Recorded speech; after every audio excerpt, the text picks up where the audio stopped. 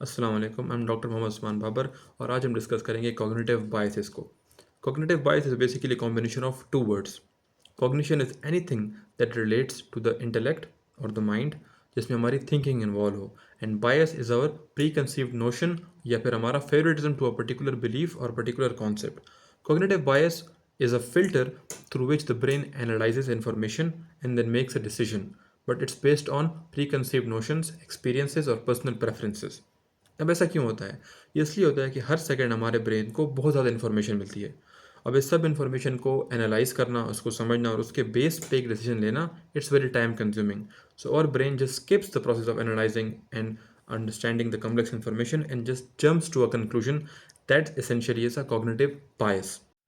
इसकी एक और वजह अपार्ट फ्रॉम टाइम सेविंग ये है कि the brain totally lacks the mental processes to analyse something and construct a logical conclusion, क्योंकि आपका ब्रेन कभी उस प्रोसेस के थ्रू गुजरे नहीं है कि आप चीज़ों को समझें, रैशनली थिंक करें, उसके आर्गूमेंट्स काउंटर आर्गूमेंट्स समझें और फिर एक नतीजे पर पहुँचें। तो इसलिए over years of irrational thinking, you just lack this mental mechanisms, and now your brain has developed different types of cognitive biases to cut through the logical reasoning process and directly jump at a conclusion.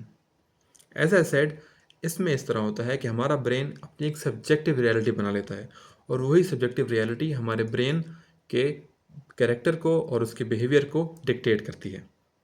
अब इसके क्या फ़ायदे हैं और क्या नुकसान हैं, हम ये डिस्कस करेंगे। ऐसे जैसा कि मैंने कहा कि क्योंकि ये बायस पे बेस्ड है, तो इसलिए हमारा ब्रेन रैशनैलिटी से हट जाता है। It can be called as the opposite of rationality, that is irrationality. तो हमारे जो डिसीजंस होते हैं, जो हमारा बिहेवियर होता है, that becomes illogical and irrational, जिसके बहुत ज़्यादा नुकसानात हैं। बट अगर इसके इतने नुकसानात हैं तो हमारे ब्रेन ने इसको डेवलप ही क्यों किया है? जैसे कि मैंने कहा, it's a adaptive response. Actually at times our brain needs to make quick decisions. It doesn't matter कि आप सही जा रहे हैं या गलत जा रहे हैं, but you have to make a decision in order to save time. उस जगह पे ये कॉग्निटिव बायस हमारी हेल्प करता है। इसके और भी बहुत ज़्यादा फ़ायदे हैं। फॉर एग्जांपल, आप एक एथलीट हैं, आपको एक बड़े कंपटीशन के लिए मेहनत करनी है, but you just an average athlete. अगर यहाँ पे आप ये मान लें कि आप एक टॉप टियर के एथलीट हैं, तो आपका कॉन्फिडेंस कितना बूस्ट होगा। And it will be easier for you to practise challenging exercises and improve at your sport. Similarly, there's another cognitive bias called the social proofing. For example, आप एक नई जगह पे एज अ वर्कर काम कर रहे हैं।